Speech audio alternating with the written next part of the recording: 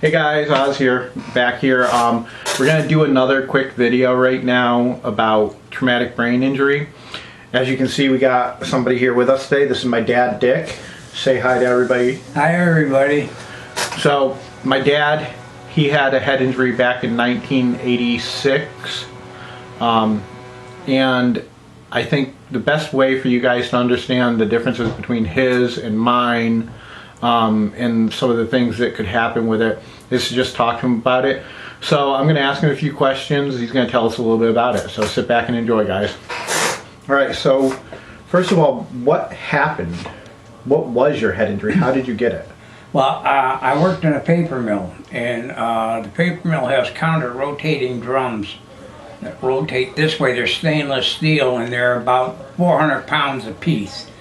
The distance between the counter-rotating drums is 6.5 inches. My head is 6 3/4 inches, which went in between the two counter-rotating drums, which caused me to get the side of my head all cut in half. I had two parts of a skull. I have a divot on the side of my head from it, and the orbits. I have wires in my face and my cheeks, and around the eyes, top part of the eyes, around the eyebrows and stuff.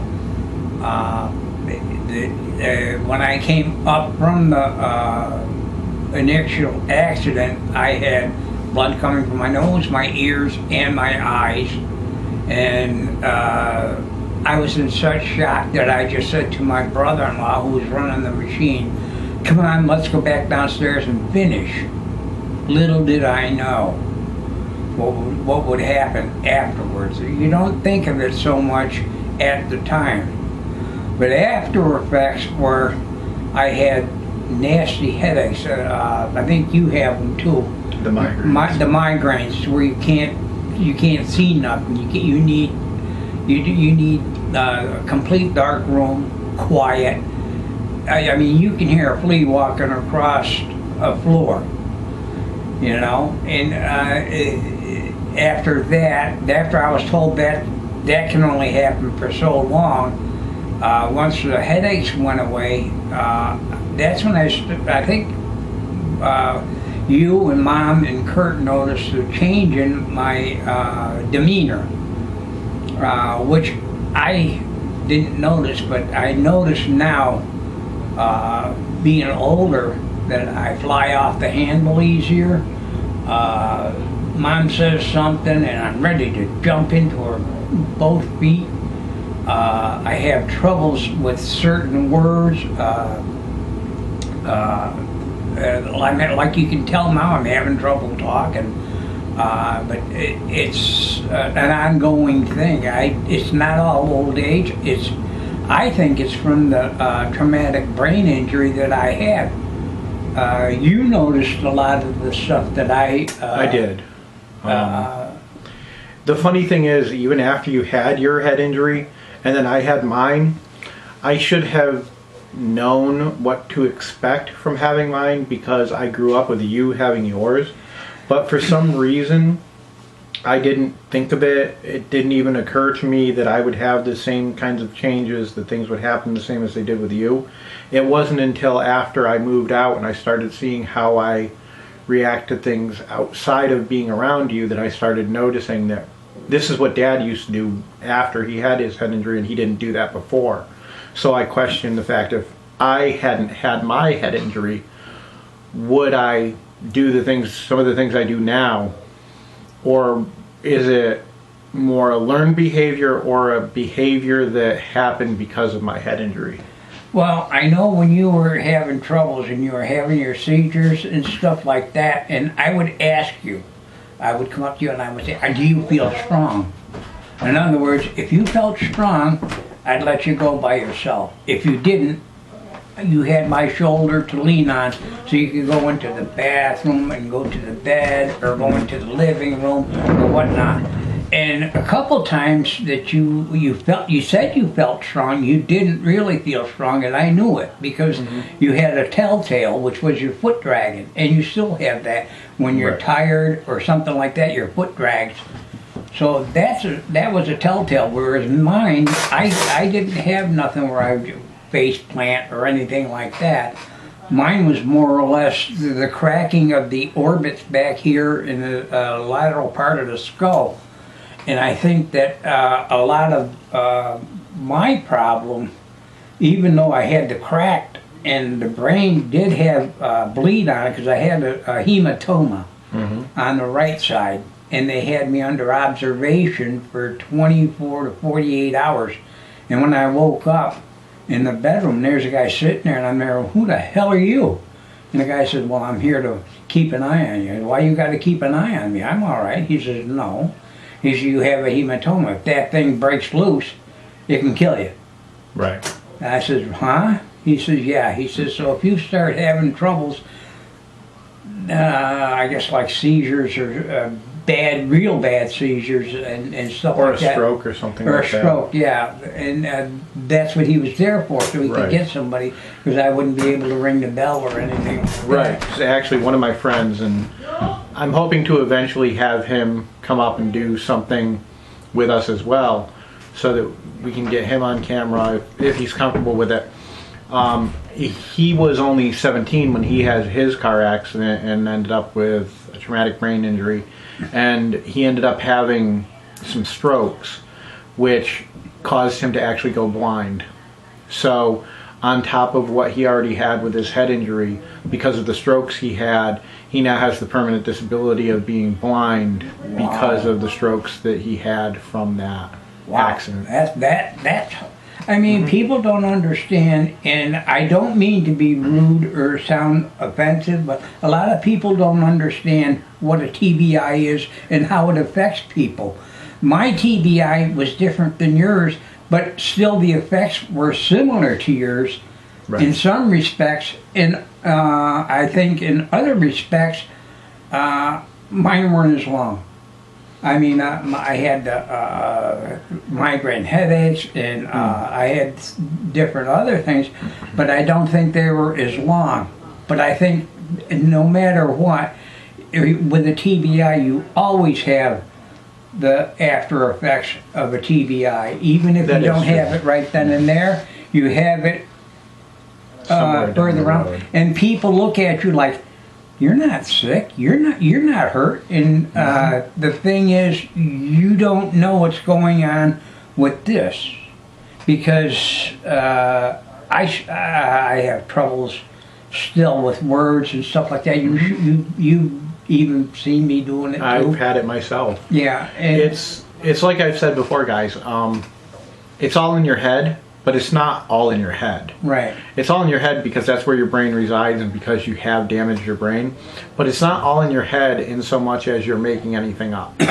Anytime you have a traumatic brain injury, a head injury of this sort, where you're going to get a concussion, especially a major concussion, there's different concussive levels that you can get.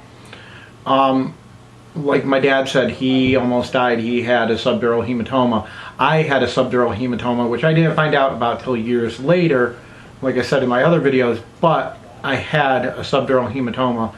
And my friends have had a lot of the same problems. And it seems to be when you have that bad of a head injury, it causes permanent lasting effects to different areas of your brain depending on not only where you hit, but whether you got a coup counter coup injury. Now, I don't know if I spoke about this before, but coup counter coup is basically the adult version of shaken baby syndrome or something like that. It's where your brain inside your skull slams forward and hits, and then goes back and hits, or vice versa, hits back and then hits forward, and it kind of rattles around in your brain where rattles around in your skull where your whole brain just kind of moves around. And I think I told you guys before as well, the difference with what we think is in our skulls and what is actually in there is major. We all assume it's all nice and polished. It's a very smooth surface. but there's little bone burrs, there's little spurs in there that can catch the brain tissue as it's doing it. And as I said before as well, anytime you get any kind of death of any kind of cell in the brain, it releases almost a toxin within the brain itself that causes death of more areas of the brain around that. We're not talking death to the point where you have your entire brain going bad, but certain areas can die off and you'll need to find ways, because your brain matter never fully recuperates from something like that. So you have to have a way for the neurons to find a different path to get the information to do what needs to be done. And also, a lot of mine was crushed. My head was crushed, which means that the bones were crushed, and the brain inside was swelled to the not to the point where it popped, but it swelled enough to where like you said, the rough parts of the brain did certain things to my brain to instead of it being bang back and forth, mine was crushed and I was pushed in this way, so the brain had to be pushed up this way to the top part of the skull. And that made it a little bit different than, let's say, somebody that was in a car accident where their brain, or like you, where you fell and you went boom, boom, boom. Mine was pushed up into the skull to cushion. Cushion. I'm sorry. Yeah, to cushion what was. But it was a traumatic brain injury just the same, and my oh, I'm sorry. I know the word I want to use, and this is where this aggravates me. I get the same thing. A lot of people I know with traumatic brain injuries get the same thing, where you'll have something that you want to say and a word will escape you. And some people assume that it's just forgetfulness, or it's your brain or your mouth working faster than your brain. Right. Or some people assume that it's older age or something like that. But I think a lot of times, because I've seen, like I said, one of my friends who is, he's still fairly young, he's not even in his 30s yet, and he'll have the same issue sometimes with finding words. So obviously it's not an age thing. I think it definitely has something to do with having that head injury and trying to be able to work out what you're trying to say. Yeah. And get your mind and your mouth to work on the same wavelength at the same time. Well, we all have the same problems, the migraines and whatnot. You guys have them longer than I do. That's what I'm trying to say. I had them. I didn't have them as long, but I'm having the same after effects from it. Not because of my age, but I think some of it has to do with my brain injury. And the way I was, when I was first, before I had my brain injury, I was a happy-go-lucky. You could do almost anything to me, and I'd giggle and laugh. And now, not now. Now it's, why did you do that? It's like I'm a grizzly bear instead of being the llama or camel. You know, I was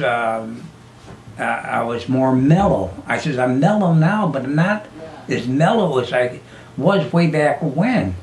And I think that's because my brain injury has messed up my brain to the synopsis that I used to have, I don't have now. And the frustration of the words and stuff like that keep me from expressing myself, and frustration. And the frustration gets me to the point where, oh God, my asshole tightened up like that. Yeah. You know what I mean? Mm-hmm. I don't mean to use cuss words like that, but my butthole tightens up like that because I can't think of the words. And people look at you like, well, what's the matter? You know, why ain't you talking right? You're 73. You should have good cognizance. Yeah, well, I cracked the lateral part of my skull when I was back in '86. Well, that ain't got nothing to do with it. Well, it has a lot to do with it. I says, and I really now know a lot of people that have the same problem I have. And if you get a chance to come over to Ozzy's or have an interview with Ozzy, and you can voice your opinions and say what you want. I says, Ozzy won't, how would you say, Ozzy, help me out here. You won't filter anything out. No. Whatever No. you say is what goes on. And Yeah, I've got a couple of friends who I talk with about this. Like I said, I'm a member of the Carson Center for Traumatic Brain Injury. I go there. I was going there before the pandemic on a regular basis. Now with everything going on with the pandemic and all that, we're doing virtual, so we're doing Zooms and things like that. I do have some friends that I'm closer with at the center that I have been trying to set some stuff up with to be able to hang out in person and do some stuff together.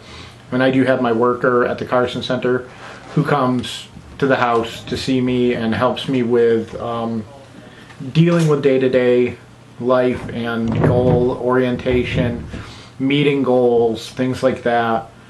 So I do have that where Dad didn't have that when he had his. At this point, he could go to the Carson Center if he could get the paperwork and everything. So it is something that would be available to him. And any of you out there, if you've had a traumatic brain injury and you live here in Massachusetts, I encourage you definitely to try to get a hold of the Mass Rehab Council or the statewide head injury program to try to get into a program like this. Here in Western Mass, there's two particular places. One is up in the Berkshires. The other one is here in the Pioneer Valley area, in the Hampshire area. And it's in Springfield, Mass. And the people there that run it are really good. All of us that are there treat each other more like family than like just friends. I know I say friends a lot when I talk about them, but we really are more like a family. And you need that. Going through something like this alone is very difficult.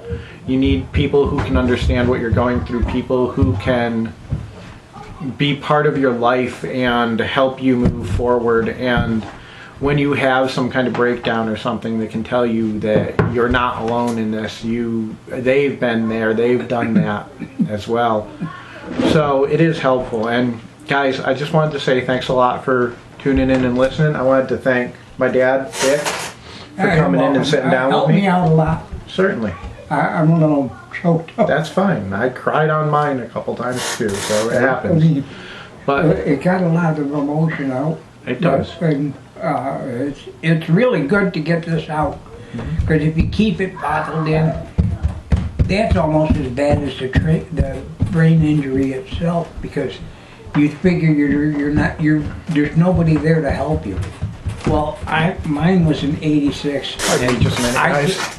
I can't do anything because my paperwork and everything is all messed up, and it was so long ago that they don't have the paperwork and x-rays and stuff. I said, so I can't do much.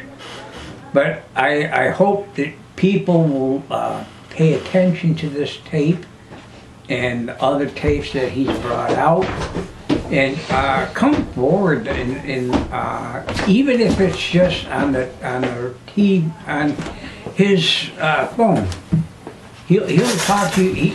He likes to talk, and he's very good at interviews. He made me feel real relaxed, and I enjoyed. I got a little emotional because not only because he's my son, but I also think I found out things I didn't know before. But like I said, I can't do anything now because it's been so long, and a lot of the paperwork and all that stuff has been destroyed, so I can't do nothing about it as far as TBI. I says the only thing I have is word of mouth. I says, and he knows it, and he helps me out. So I thank you for giving me the interview. I hope I Certainly. helped you out, and I enjoyed the interview immensely. And thank you guys for watching. Please take the time to like this video, subscribe to my channel, and if you want, click on the little bell icon for the notifications. You can choose whether you want personalized notifications or whether you want to receive all notifications. If you receive all notifications, you'll not just hear about videos like this, but you'll hear about any videos that I post. I do try to post at least a couple times a week, and at least 4 or 5 videos a week if at all possible. If you like my channel, stick with the Ozpinions and subscribe. If you're looking for something that's a little bit more adult oriented, talking about things that are not as bland, you know, things that certain people over 18, over 21 might be more interested in, please go check out my Transcendent by Oz channel. If you're looking for something to cool down and just chill out with, go ahead and check out my Soothing Nature by Oz channel. Guys, thanks for your time. This is Oz, and I'm out.